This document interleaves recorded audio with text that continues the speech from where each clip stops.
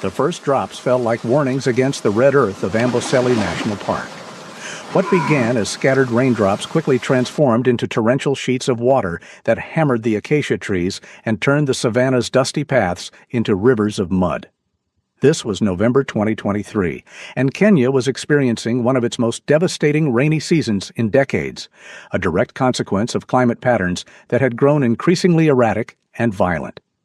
Matriarch Temba lifted her massive head, water streaming down her weathered face as her ancient eyes scanned the rapidly changing landscape. At 57 years old, she had navigated her herd through countless challenges: droughts that lasted years, territorial disputes with neighboring clans, and the ever-present threat of poachers. But this storm felt different. The rain fell with an intensity she had never witnessed, transforming familiar terrain into an alien water world where even the most experienced elephants struggled to find their footing. Her family unit, 12 elephants ranging from her own grandchildren to distant cousins, clustered together in the limited shelter of a grove of fever trees. Among them was Casey, a young mother barely into her 20s, whose 3-month-old calf, Keto, pressed against her massive flank. Keto was small even for his age, weighing perhaps 300 pounds compared to the typical 400 for a calf his age. His diminutive size was both a blessing and a curse.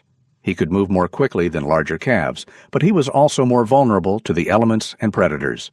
The rain had been falling for 3 days straight, and what had once been seasonal waterholes were now raging torrents.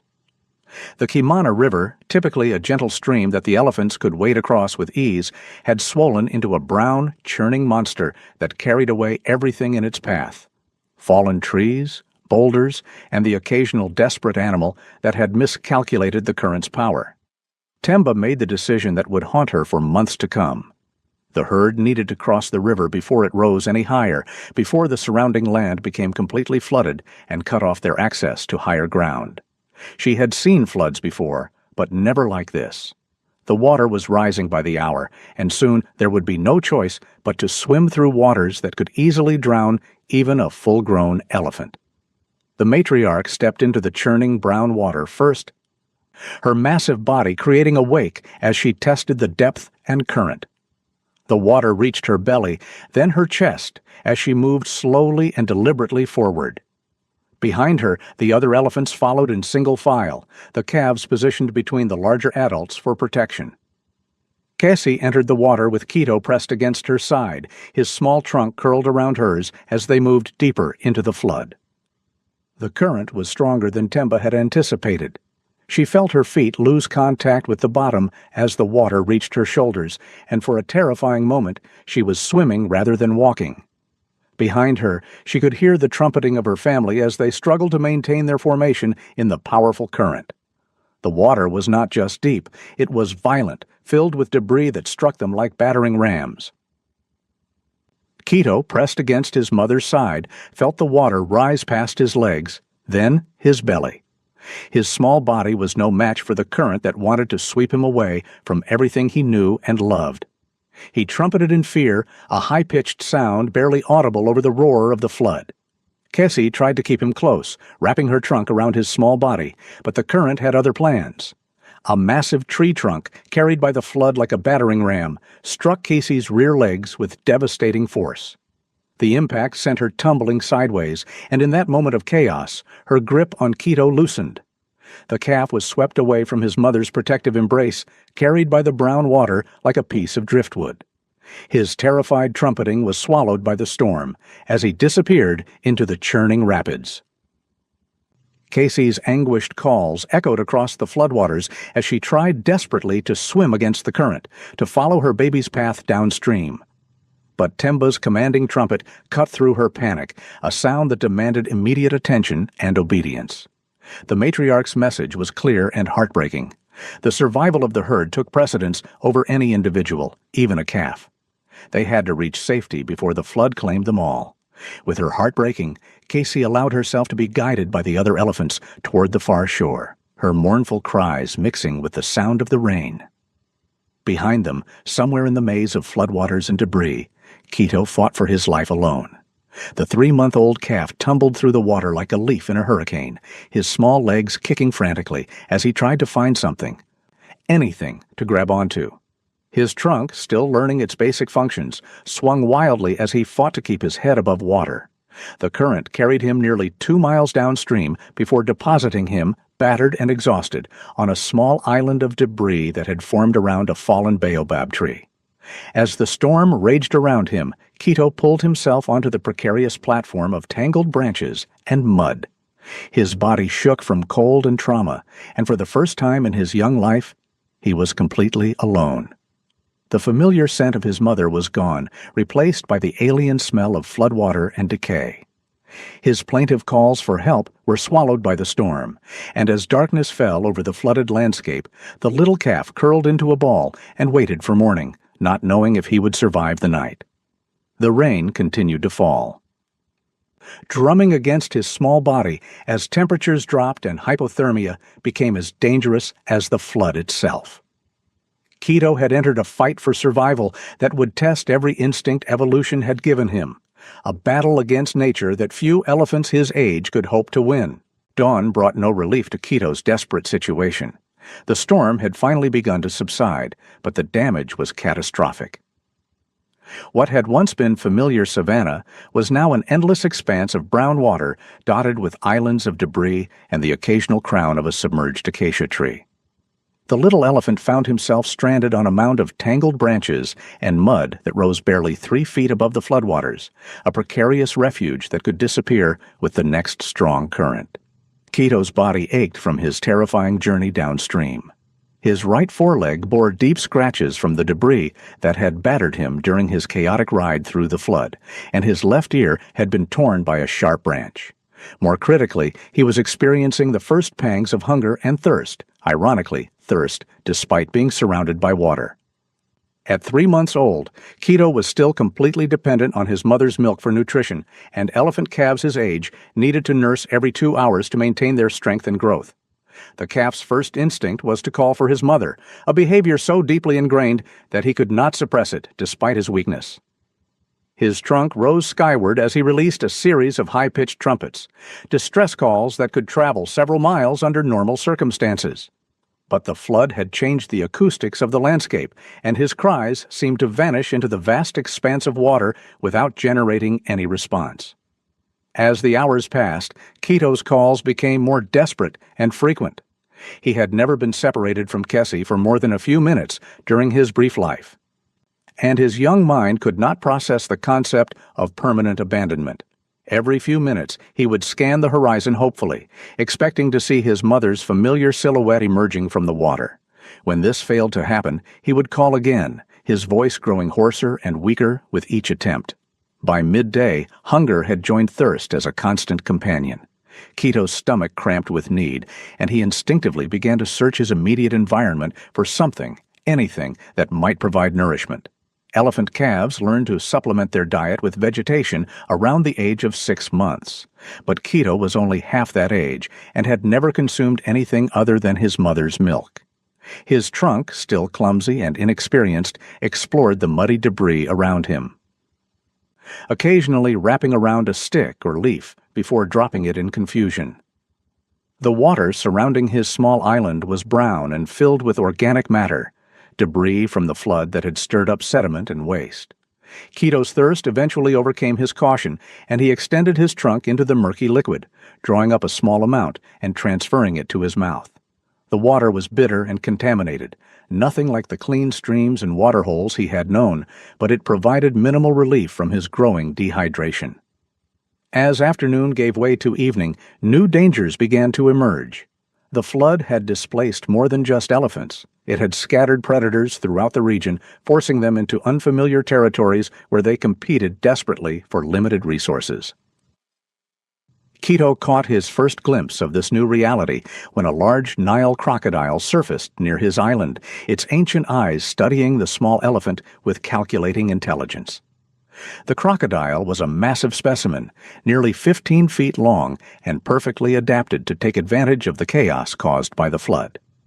It had been feeding well on the animals that had drowned or been injured during the storm, and while a healthy adult elephant would be far beyond its capabilities, a small, isolated calf represented an opportunity that could not be ignored. The reptile submerged again, but Quito could sense its presence in the water around him, a patient and deadly threat that would wait for the perfect moment to strike. As darkness fell over the flooded landscape, Quito experienced terror unlike anything evolution had prepared him for. Elephant calves are never alone in the wild. They are constantly surrounded by the protective presence of their family, guided and comforted by mothers, aunts, and older siblings who shield them from danger and teach them the skills they need to survive. Without this protection, Quito was utterly vulnerable to predators, weather, and his own inexperience. The night sounds of the flood zone were alien and frightening. The constant lapping of water against debris was punctuated by the calls of displaced animals, the desperate lowing of cattle that had escaped from flooded farms, the haunting whoops of hyenas that had been forced from their territory, and the occasional splash that might indicate a crocodile or hippo moving through the water nearby. Quito pressed himself against the largest piece of debris on his island, a massive tree trunk that provided some psychological comfort, if not actual protection. His body shook with cold and fear as the temperature dropped, and his calls for his mother became weak whimpers that barely disturbed the night air. For the first time since his birth, he was learning what it meant to be truly alone, and his young mind struggled to process the overwhelming nature of his situation. The second day brought new challenges. The flood waters had receded slightly during the night, revealing more of the devastated landscape, but also making Quito's situation more precarious. His island of debris was now partially grounded on a mudbank, but it was also more accessible to land-based predators that might be willing to wade through the shallow water to reach him. Quito's hunger had progressed from discomfort to genuine pain. His small body was beginning to consume its own fat reserves, a process that could sustain him for perhaps a week, but would leave him increasingly weak and vulnerable. His attempts to find edible vegetation had been unsuccessful. The flood had stripped most plant matter from the area, and what remained was either too mature for a young calf to process or contaminated by floodwater. More dangerous than hunger, however, was dehydration. The contaminated floodwater that Quito had been drinking was not providing adequate hydration, and his body was beginning to show signs of distress. His skin lost its elasticity, and his eyes began to sink slightly into their sockets. Most critically, his trunk, the most important tool in an elephant's arsenal, was becoming less responsive and precise as dehydration affected his muscle control. It was during this second day that Quito encountered his first serious predator. A large spotted hyena, itself displaced by the flood, had been following the scent of easy prey and had located the stranded calf. Hyenas are formidable predators under the best circumstances, but flood conditions had made this particular individual desperate and aggressive. It approached through the shallow water with the confidence of an animal that had already claimed several flood victims. Quito's response was pure instinct. Despite his weakness and inexperience, he reared up on his hind legs and trumpeted with all the strength he could muster, a defensive display that his genes remembered, even if his mind did not understand it. The hyena paused, calculating the effort required to bring down even a small elephant against the potential for injury. For several long minutes, predator and prey stared at each other across 20 feet of muddy water, each waiting for the other to make the first move. The confrontation ended when a second hyena appeared on the opposite side of Quito's island.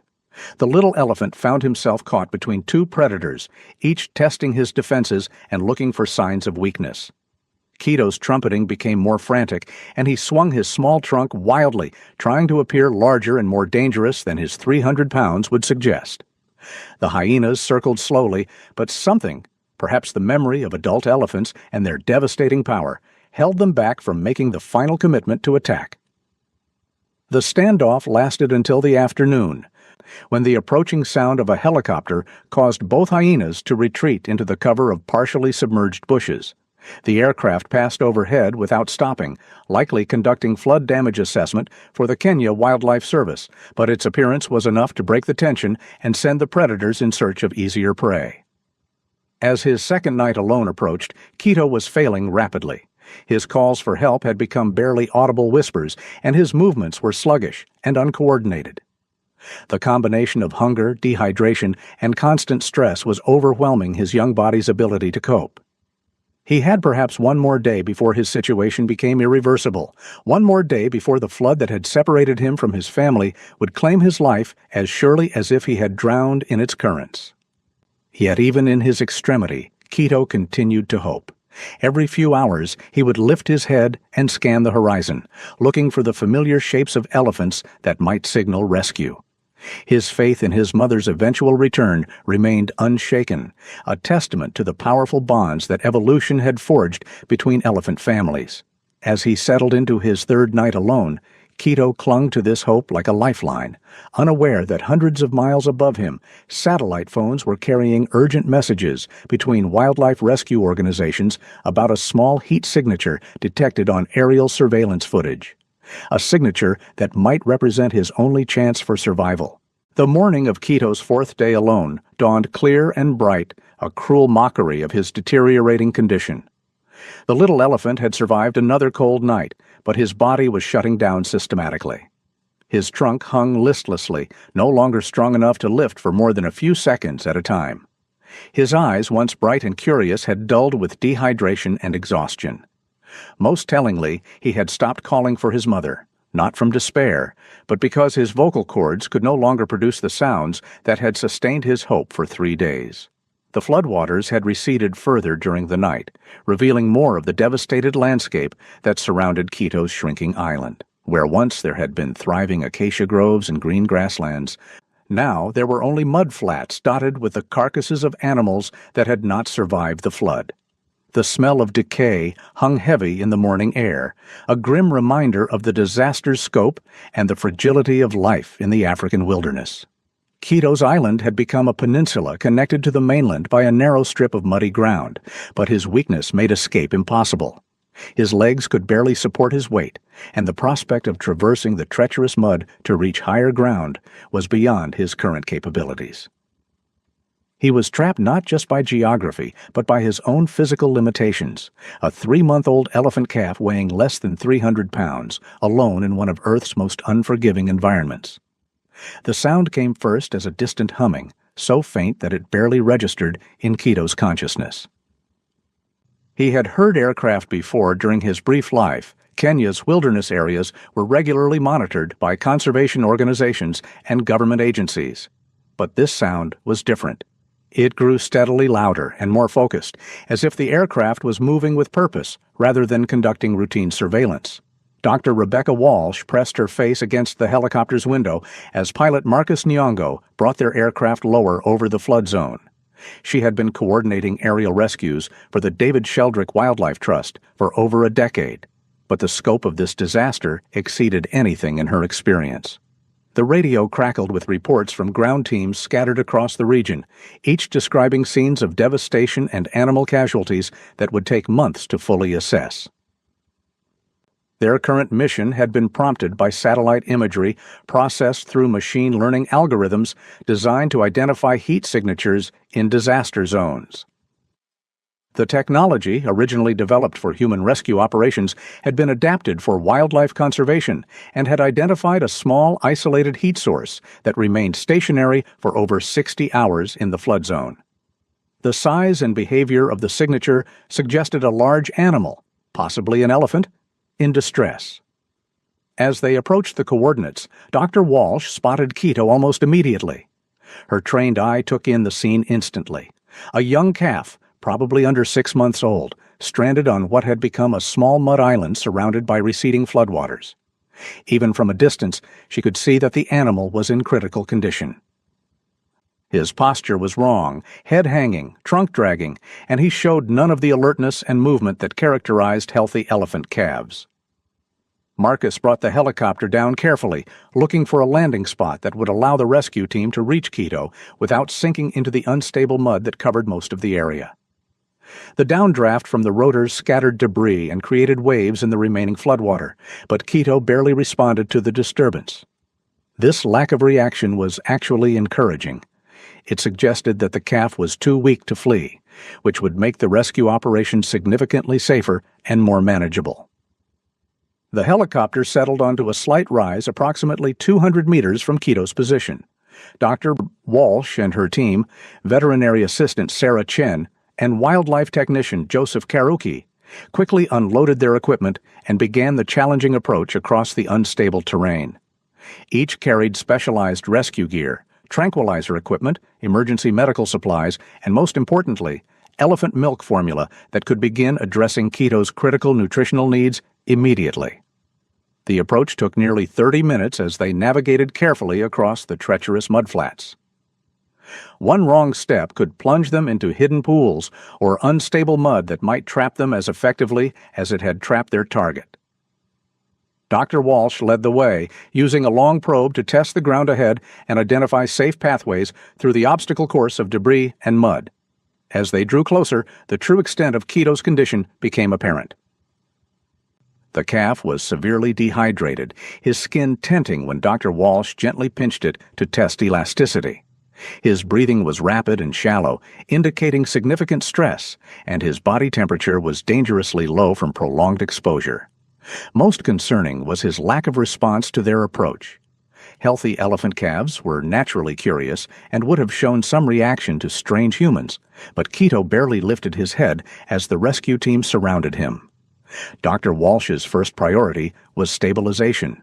From her emergency kit, she withdrew a bottle of specially formulated elephant milk replacer and approached Quito slowly, speaking in soft, soothing tones that might penetrate his trauma-induced stupor.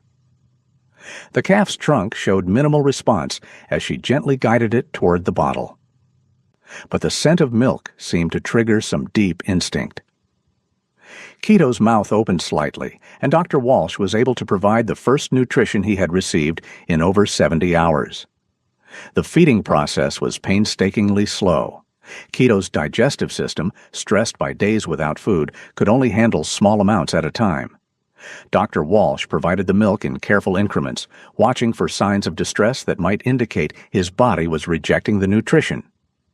Between feeding attempts, Sarah Chen administered subcutaneous fluids to address the critical dehydration, while Joseph Karuki documented the calf's condition and began preparing for the delicate process of moving him to the helicopter.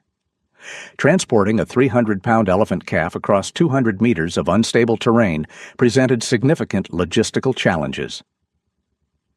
The team had come prepared with a specialized rescue sling designed for young elephants, but the approach to the helicopter would require careful coordination and significant physical effort.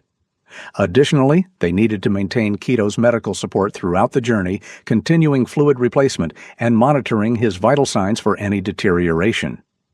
The rescue took over 2 hours from initial contact to helicopter departure. By the time they secured Quito in the aircraft, he had consumed nearly a liter of milk formula and received substantial fluid replacement therapy. His body temperature had stabilized, and while he remained critically weak, Dr. Walsh detected subtle improvements in his responsiveness and alertness. Most encouragingly, he had begun to show interest in the milk bottle, reaching for it with his trunk rather than simply accepting it passively. As Marcus lifted the helicopter away from the flood zone and headed toward the Sheldrick Wildlife Trust's nursery facility in Nairobi, Dr. Walsh continued monitoring Quito's condition. The flight would take 90 minutes, during which time she would need to maintain his medical support and watch for any complications that might arise from the stress of transport. Outside the windows, the devastated landscape scrolled past, a reminder of the climate disaster that had created this crisis and the thousands of animals that had not been as fortunate as the small calf, now fighting for life in her care. Quito's rescue marked the beginning of a new chapter in his story, but Dr. Walsh knew that survival was far from guaranteed. The next 72 hours would be critical as his body attempted to recover from the trauma of 4 days alone in the wilderness. Elephant calves were resilient, but they were also highly dependent on consistent care and nutrition. The real test would come not in the dramatic helicopter rescue, but in the quiet hours of around-the-clock medical care that would determine whether this remarkable young survivor would live to see his first birthday. As Nairobi's skyline appeared on the horizon, Dr. Walsh allowed herself a moment of cautious optimism. Quito had survived the impossible. 4 days alone in flood conditions that had killed animals many times his size. If he could channel that same determination into recovery, he might become one of the conservation success stories that made all the heartbreak and difficulty of wildlife rescue work worthwhile. But first, he would need to make it through the night, and then the next day, and the day after that, as his small body fought to heal from an ordeal that should have killed him several times over. The helicopter touched down at the Sheldrick facility as the sun began to set over Kenya's capital city. Within minutes, Quito was transferred to a specially equipped intensive care unit where a team of veterinarians and elephant keepers would begin the long process of nursing him back to health. His fight for survival was entering a new phase, but for the first time since the floodwaters had swept him away from his mother, he was no longer alone.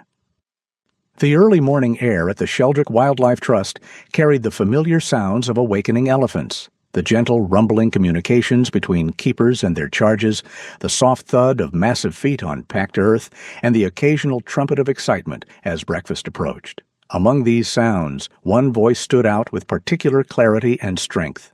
Quito's powerful call announcing his readiness for the day ahead. 6 months after his rescue from the flood zone, Quito had transformed from a dying calf into a robust and confident young elephant weighing over 600 pounds.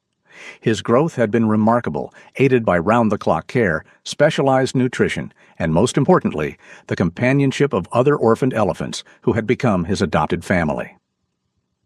The trauma of his 4 days alone had left subtle marks on his behavior.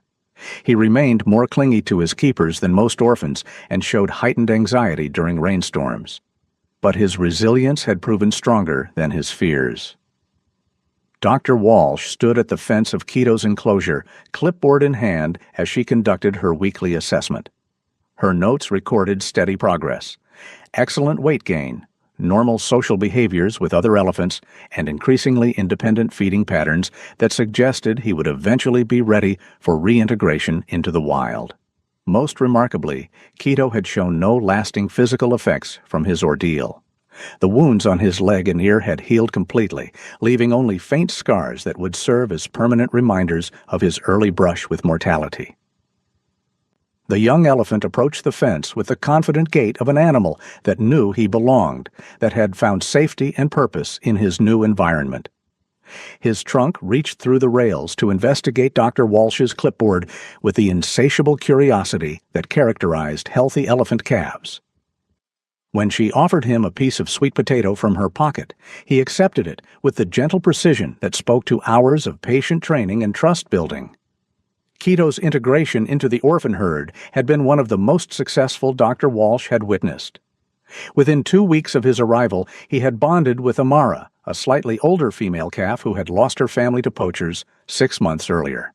Their relationship mirrored the protective partnerships that characterized wild elephant families, with Amara taking on many of the protective and teaching roles that would normally be filled by an older sister or cousin. The broader implications of Quito's rescue extended far beyond one calf's survival. His story had become a powerful symbol in the fight against climate change and its impact on wildlife. The flood that nearly killed him was part of a pattern of increasingly severe weather events that threatened elephant populations across East Africa. Traditional migration routes were being disrupted, water sources were becoming unpredictable, and calves like Quito were paying the price for humanity's failure to address global warming. Yet there was also hope in his story. Quito represented the possibility of adaptation and recovery, both for individual animals and for conservation efforts as a whole. His rescue had been made possible by new technologies, satellite monitoring, helicopter coordination, and advanced veterinary techniques that were allowing conservationists to respond more effectively to wildlife emergencies. More importantly, his survival demonstrated the remarkable resilience of elephants when given the support they needed to overcome adversity.